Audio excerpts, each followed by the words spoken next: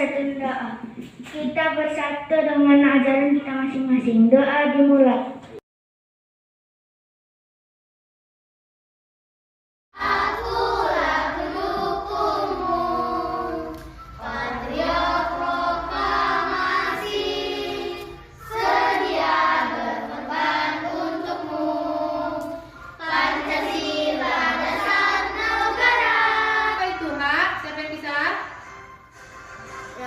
Hak yang kita dapatkan. Iya, bagus. Tujuan dari pembelajaran kita ini bisa kita lihat dari PowerPoint kita. Yang pertama, melalui kegiatan pengamatan dari TPC yang ditampilkan guru, siswa dapat mengidentifikasi sumber energi. Sumber energi ada berapa, Nana? 2. Iya, coba sebutkan apa aja? Dapat diperbarui dan tidak dapat diperbarui.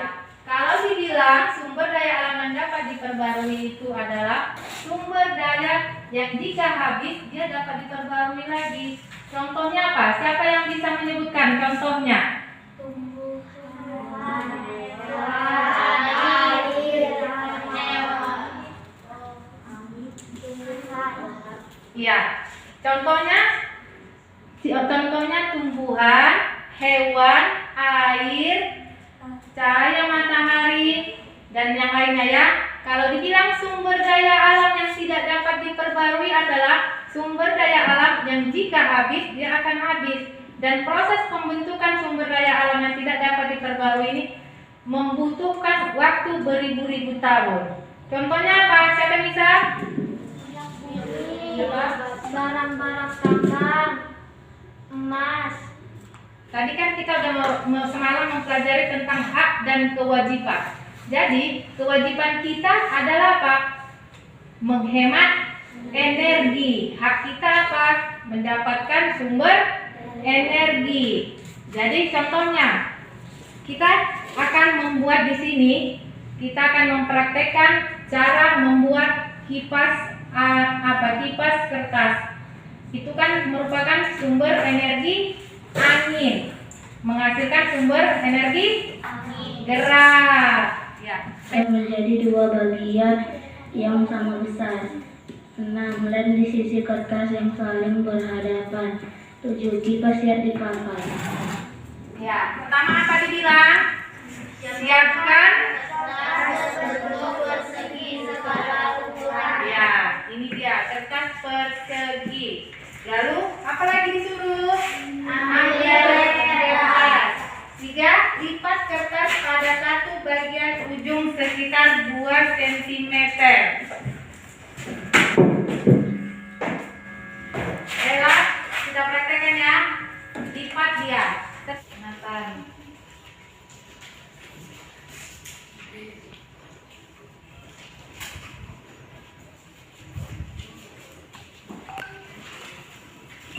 Jadi bisa Nana? Setelah itu ambil lemnya.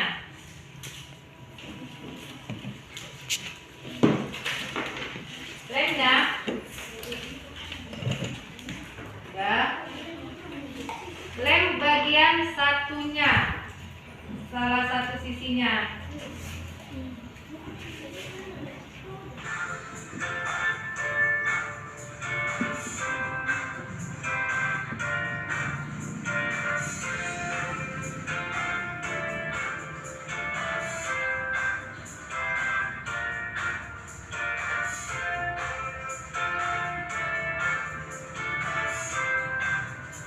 Baca tadi petunjuk dari buku tentang cara membuat kipas kertas dan sudah melihat video pembelajaran kita cara pembuatan kipas kertas dengan cara yang lain. Ya, carilah bentuk-bentuk kipas yang berbeda.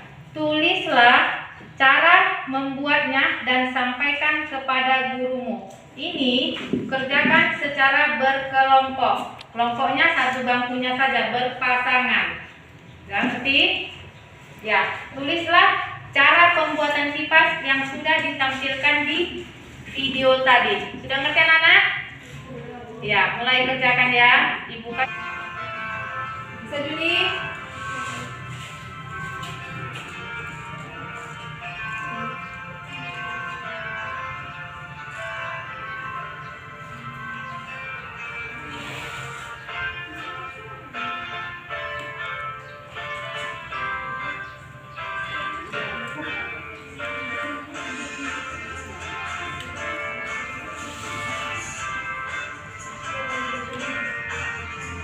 sama. 1/3 lipatan kertas dengan cara mengaitkan dengan benang.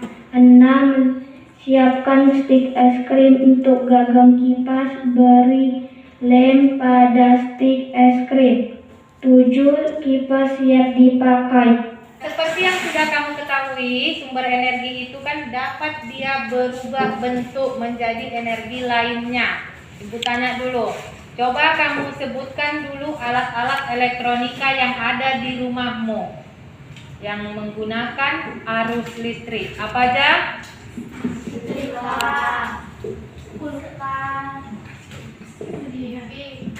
Apa aja? Kulkas, TV, rice cooker, Ya udah, yang lain? mesin cuci, Ya, mesin cuci. Yang lain? kipas angin.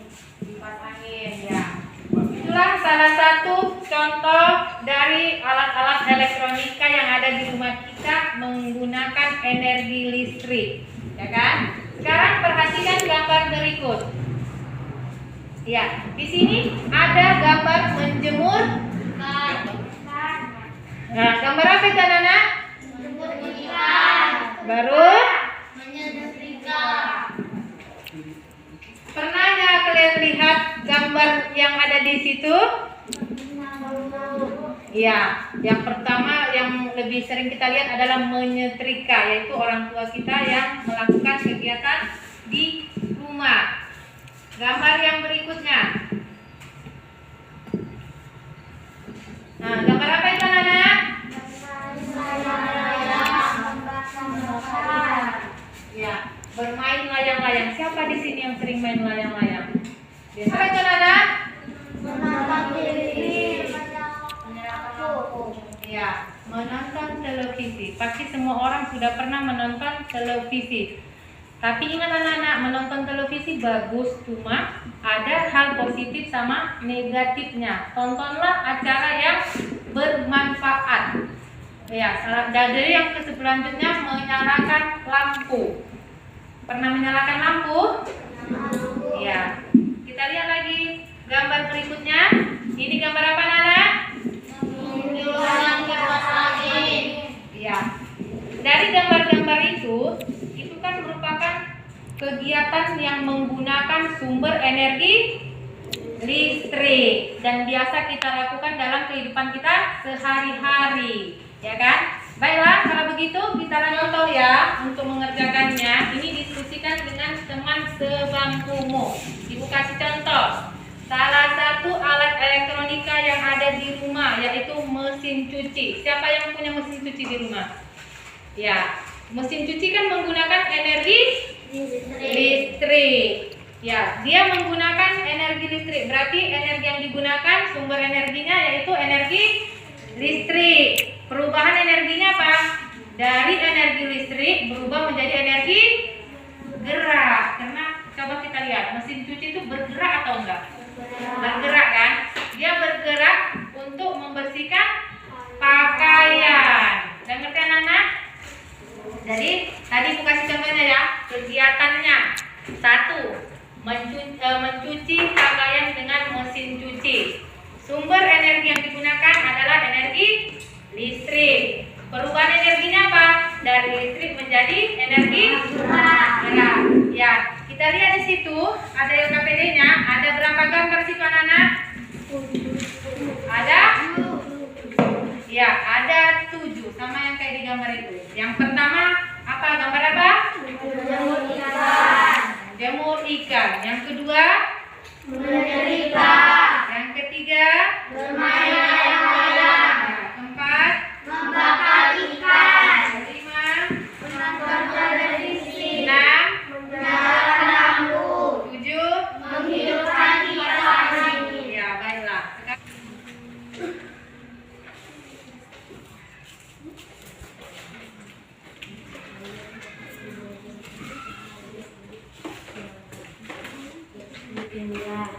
Menyetrika, energi yang digunakan listrik. Perubahan energi panas.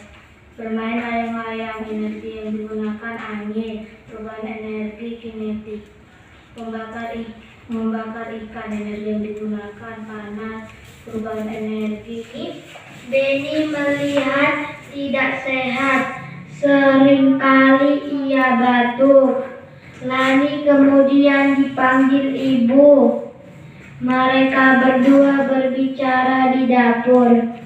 Tidak lama kemudian, Lani datang membawa secangkir. Selain jahe menjadi obat minuman yang menyegarkan tubuh, jahe juga biasanya digunakan untuk apa? Siapa yang tahu? Untuk Masak. iya, jahe juga digunakan untuk memasak. Pernah lihat ibunya masak di dapur kan? Iya, biasanya ibunya masak memakai Kunyit asam merupakan minuman yang banyak diminum oleh penduduk Indonesia. Selain menyegarkan, minuman ini pun dipercaya memiliki manfaat bagi tubuh. Awalnya minuman ini banyak dinikmati oleh penduduk di Jawa. Namun saat ini minuman kunyit asam dapat dinikmati oleh banyak penduduk Indonesia hampir di seluruh provinsi. Minuman ini sudah dibuat dalam bentuk yang lebih praktis, yaitu dalam bentuk kemasan. Pembeli bisa langsung menyeduhnya dengan air hangat. itu merupakan salah satu sumber daya alam yang dapat diperbaharui. Tadi kan ada kita pelajari sumber daya alam yang dapat diperbaharui. Salah satunya tumbuhan. Kunyit juga merupakan tumbuhan, ya kan? Jadi selain kunyit itu kita gunakan sebagai apa? Tadi dari teks itu kita baca, kunyit digunakan sebagai bahan baku obat tradisional. Pernah lihat jamu? Ya, salah satu jamu itu kan salah satu bahannya apa? Kunyit. Makanya warnanya kuning. Ya, jahe ada kunyit. Masih banyak lagi kan sumber energi daya alam yang dapat diperbarui yang bermanfaat di Indonesia. Jadi kita harus bangga terhadap Indonesia memiliki sumber daya yang sangat melimpah. Selain jahe ada kunyit. Coba kamu pikirkan atau kamu ingat-ingat tadi di rumah, sumber daya alam atau bahan-bahan yang lain yang ada di rumah apa aja? Apa? Serai. Iya, serai. Baru selain serai ada lagi yang lain? Di Pasar atau di supermarket. Iya, ada di pasar dan di supermarket. Sekarang udah mengerti kan anak-anak? Sekarang siapa yang bisa membacakan hasil diskusinya? Apa? Jahe, pemanfaatan air jahe obat-obatan. Tempat dipasarkan di pasar. Cabai, pemanfaatan menyambal. Tempat dipasarkan di pasar. Bawang putih, pemanfaatan untuk meredahkan batuk. Tempat dipasarkan di pasar. Daun pandan untuk mengharumkan makanan. Tempat dipasarkan di pasar. Ya, terima kasih. Ada yang lain? Apa kesimpulan yang dapat kamu ambil? Siapa yang bisa? Ya, Cut. Kesimpulan yang saya ambil, Bu, sumber daya alam ada dua. Pertama, sumber daya alam dapat diperbaharui, contohnya hewan, tumbuhan, air, dan lain-lain. Kedua, sumber daya alam yang tidak dapat diperbaharui, contohnya logam, minyak bumi, nikel, dan bahan dan lain-lain. Selesai, Bu. Baik, terima kasih. Kasih applause buat teman kita. Materi yang kita hari ini adalah tentang sumber daya alam. Ibu ulangi lagi ya. Sumber daya alam tadi ada berapa? Ada dua, yaitu sumber daya alam yang dapat diperbarui dan sumber daya alam yang tidak dapat diperbarui. Ya, sumber energi itu bisa berubah. Perubahan energi energinya. Tadi kita udah pelajari contohnya, yaitu apa?